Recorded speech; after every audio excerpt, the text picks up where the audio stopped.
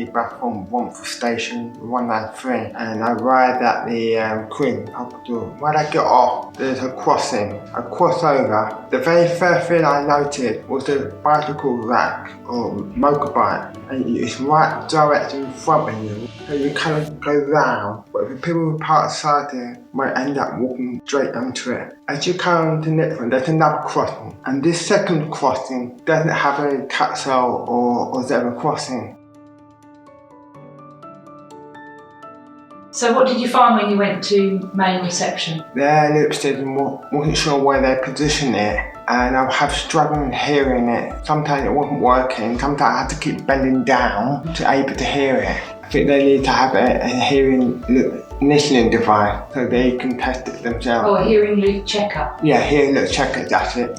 Just wanted to ask you about the deaf messaging service that we saw at Queen's Hospital. Can you explain what you found? The hospital do have a deaf messaging service available, but unfortunately the only sign we saw for it was actually hidden underneath one of the escalators in the main reception. And it's kind of a messaging service just to alert deaf patients or visitors if the fire alarm was to go. There was a concern that the messaging service itself wouldn't work within the hospital because the signal was very poor. Yeah, that's correct. Because there was very poor signal being such a big hospital, and that once you're inside the building, it will be hard to receive SMSs straight away. So I don't know how reliable.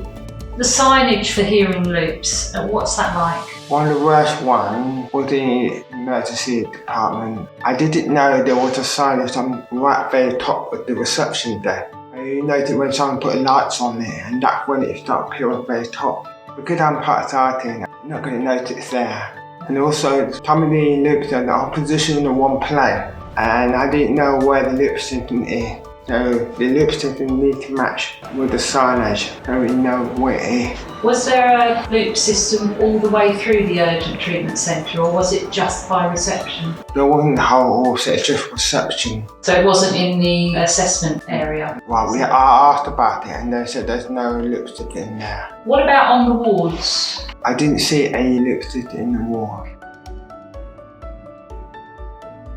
You did try the information point, didn't you, in Major's Light? What was the route for you, getting from one place to the other? It was quite a long journey. What was the route like? Very long. You spend a lot of time looking for that sign and finding your way around. You could easily get lost, and it would help if you have some colour code on the floor. The whole corridor is just one colour. It doesn't give you sense what section you are, where you're going. It was quite confusing, to be honest. It felt more like a maze, but eventually we got there. Were the signs easy to follow?